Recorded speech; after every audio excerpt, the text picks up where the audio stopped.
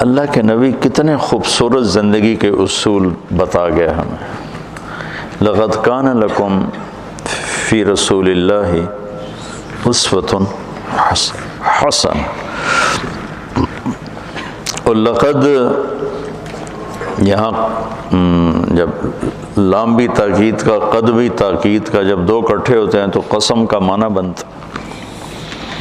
تو اللہ تعالیٰ قسم اٹھا کے فرما رہے ہیں لکم تمہارے نفع کے لیے.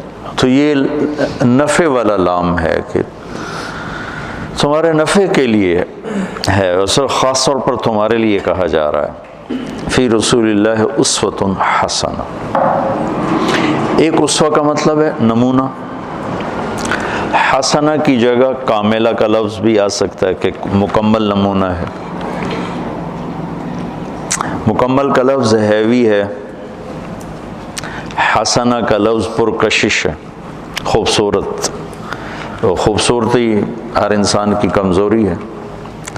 ہر انسان مرد ہو یا عورت، بچہ ہو یا بچی ہو، خوبصورتی کی طرف کھنچ جاتا ہے.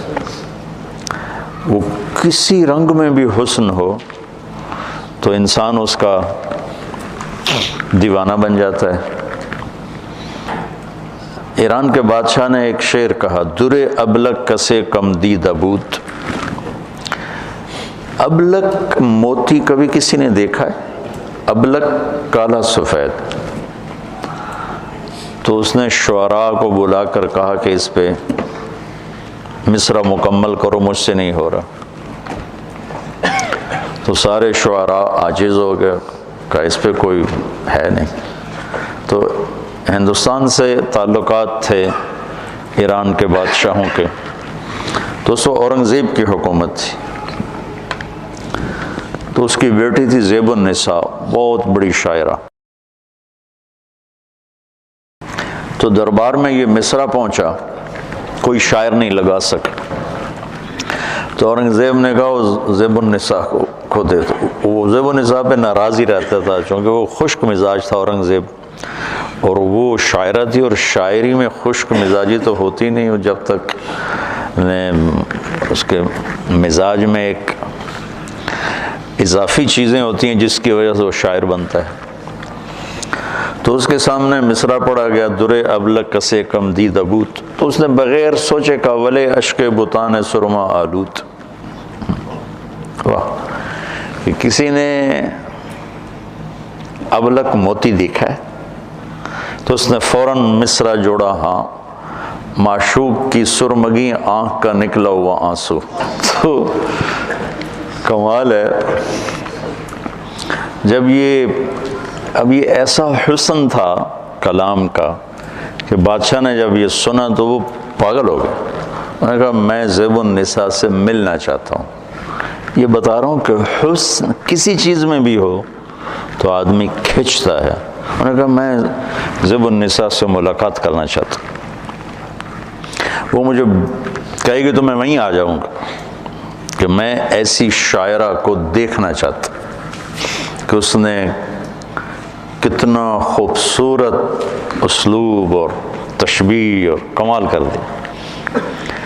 تو زیب النساء نے پھر شعر لکھ کر بھیجا، در سخن من مخفی منم چون بوئے گل در برگ گل.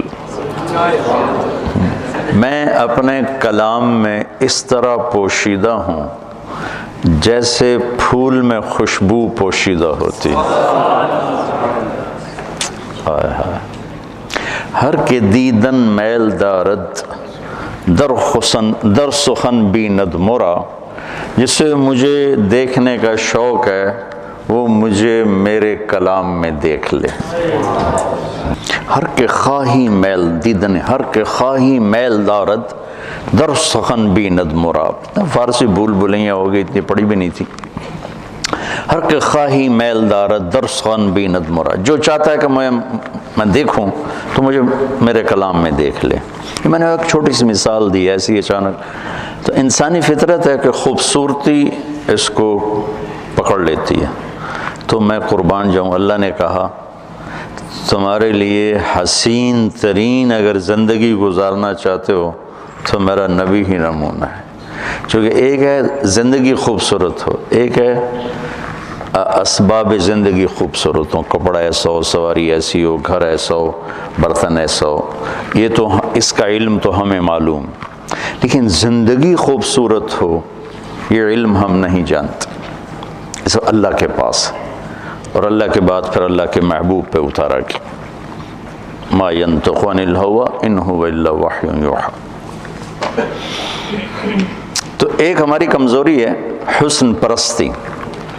تو اللہ نے اس لحاظ سے اتنا خوبصورت لفظ استعمال فرمایا، کاملہ کی بجائے مکمل. ایک وزن ڈالتا ہے کہ بھئی مکمل ہونا پڑے گا. اور حسنہ، حسن، حسن کا ہر کوئی دیوانہ ہے.